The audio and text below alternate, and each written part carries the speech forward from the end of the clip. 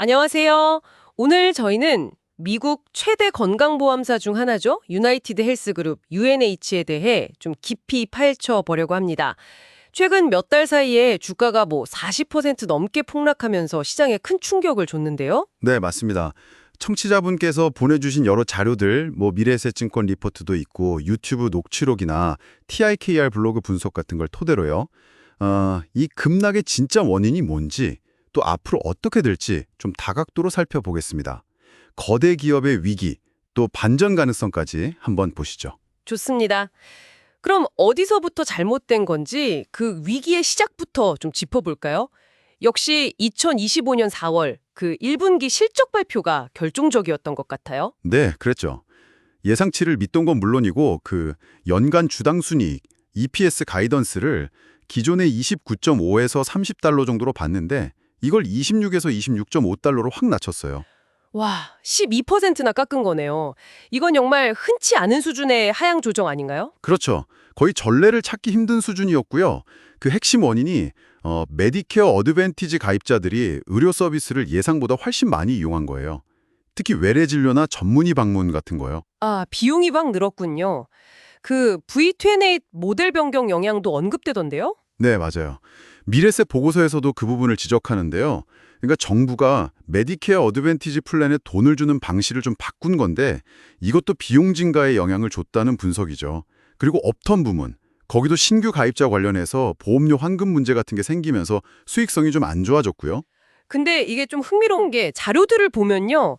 이게 그냥 업계 전체가 다 그런 건 아니었다는 거잖아요.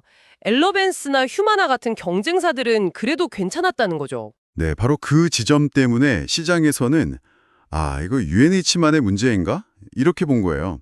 비용 통제를 제대로 못했거나 리스크 관리에 실패한 거 아니냐 이런 식으로요. 회사 내부 문제로 본 거죠. 단순히 외부 환경 탓만 하긴 어렵게 된 상황이었어요. 그런데 진짜 설상가상으로 악재가 계속 터졌어요. 그 리더십 문제도 있었고요. 앤드류 위트 CEO가 갑자기 그만두고 전임 CEO 스티븐 햄슬리가 돌아왔는데 네. 근데 그 직후에 회사가 2025년 연간 실적 가이던스를 아예 철회해버렸어요. 철회요. 와, 이건 진짜 불확실성이 최고조에 달았다는 신호잖아요. 그렇습니다. 그게 시장 불안감을 엄청 키웠죠. 2분기에는 비용이 더 늘 거라는 우려까지 나왔고요. 여기에 법무부 조사 가능성 보도 나왔죠. 옵텀 관련해서 약값 관리하는 PBM 소송 다시 시작됐죠. 아, PBM이 그 약값 협상하고 관리하는 의약품 혜택 관리 업체를 말하는 거죠? 네, 맞습니다. 그거 관련 소송에다가 또 호멜스 업체 인수하려던 거 반독점 소송 걸렸죠. 예전에 체인지 헬스케어 해킹당한 거 여파도 아직 남아있죠. 심지어 경영진이 정보를 숨겼다는 의혹으로 주주들이 집단 소송까지 제기했어요. 정말 문제가 한꺼번에 터진 거죠. 아, 듣기만 해도 숨가쁘네요. 한때는 강점이라고 했던 그 보험이랑 의료 서비스를 다 같이 하는 수직 통합 모델이 오히려 발목을 잡은 셈이네요. 네, 정확히 보셨어요. 보험 쪽에서는 비용이 예상보다 너무 많이 나가고 서비스 쪽, 그러니까 옵텀에서는 이런저런 소송이랑 규제 리스크가 터지고 양쪽에서 다 문제가 생긴 거죠. 보험금 청구 잘 안 해준다거나 AI를 이상하게 쓴다는 논란도 있었다고 하고요. 네, 그런 배경들도 있었고요. 결국 주가는 2021년 수준, 그러니까 거의 4년 전으로 돌아가 버렸고 시가총액이 수백조 원이 사라졌으니 투자자들의 신뢰는 완전히 무너졌다고 봐야죠. 정말 심각했네요. 그런데 위기 속에서 또 기회를 찾는 분석도 나오고 있잖아요. 주가가 너무 많이 떨어져서 오히려 싸대는 이야기가 있던데요. 티컬 블로그나 다른 분석들에서요. 네, 그 얘기가 많이 나옵니다. 주가 수익 비율 PE가 한 10배에서 13배 사이까지 내려왔는데 이게 역사적으로 보면 정말 낮은 수준이에요. 거의 5년 내 최저치에 가깝거든요. 10배에서 13배면 상당히 낮긴 하네요. 그렇죠. 그래서 일부 분석가들은 지금 주가가 너무 심하게 저평가되어 있다. 25%에서 많게는 한 48%까지도 오를 수 있다. 이렇게 보고 있어요. 단순히 싸다는 걸 넘어서 시장이 너무 최악의 상황만 반영하고 있는 거 아니냐? 이런 시각인 거죠. 그럼 좀 구체적으로 회복을 기대해 볼 만한 요인들은 뭐가 있을까요? 역시 그 스티븐 햄슬리 CEO의 복귀가 큰가요? 네, 아무래도 과거의 위기 상황에서 회사를 잘 이끌었던 경험이 있으니까요. 시장에서는 그 점에 기대를 거는 거죠.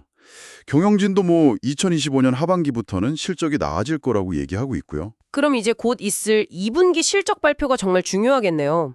7월 29일 예정이라고 하던데. 맞습니다. 그 발표가 하나의 전환점이 될 수 있을지 주목하고 있어요.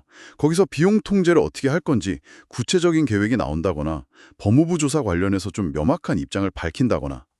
혹시 자사주 매입이나 가이던스를 다시 내놓는다거나 그런 긍정적인 신호가 나올 수도 있을까요? 네, 만약 그런 게 나온다면 시장 분위기가 확 바뀔 수도 있겠죠. 장기적으로 봤을 때 그래도 유나이티드 헬스가 미국에서 제일 큰 의료 플랫폼이라는 사실은 변함없잖아요. 사업 구조도 다각화되어 있고요. 그렇죠. 5천만 명 넘는 가입자 기반의 시장 점유율도 15%나 되니까요. 그건 무시 못할 강점이죠. 또 메디케어 비용 안정화 노력이나 가치 기반 의료 서비스, 옵텀의 성장 잠재력 같은 장기적인 성장 동력도 여전히 유효하고요. 그럼 정리를 좀 해보면 UNH는 단기적으로 정말 예상치 못한 비용 문제, 실적 전망 쇼크, 리더십 교체, 엄청난 규제 압박 같은 복합적인 위기로 주가가 폭락했지만 네. 하지만 동시에 역사적으로 낮은 밸류에이션 수준에 와 있고 또 위기 극복 경험이 있는 리더가 돌아왔고 장기적인 사업 기반은 탄탄하다는 점에서 회복에 대한 기대감도 분명히 존재하는 상황인 거죠. 네, 오늘 저희가 여러 자료들을 통해서 이 복잡한 상황을 만든 핵심 요인들, 그러니까 비용 문제, 가이던스 쇼크, 리더십 변화, 규제 리스크 같은 것들을 살펴봤고요. 또 반등 가능성을 엿볼 수 있는 지점들도 청취자 여러분과 함께 짚어봤습니다. 네, 정말 다양한 요인들이 얽혀있는 복잡한 케이스였습니다. 마지막으로 청취자분들께 던지고 싶은 질문이랄까요? 생각해 볼 거리가 있을까요? 유나이티드 헬스의 이번 사태는 단순히 한 기업의 주가 등락 문제만은 아닌 것 같아요. 어떻게 보면 보험, 병원, 약국, 데이터 분석까지 모든 걸 다 아우르는 이렇게 고도로 통합되고 데이터에 의존하는 현대 미국 의료 시스템 있잖아요. 그 시스템 자체가 가진 어떤 내재적인 복잡성이나 어쩌면 잠재적인 취약점 같은 것에 대해서 이번 사건이 우리에게 어떤 본질적인 질문을 던지고 있는 건 아닐까? 한번 생각해 보시면 좋지 않을까 싶습니다.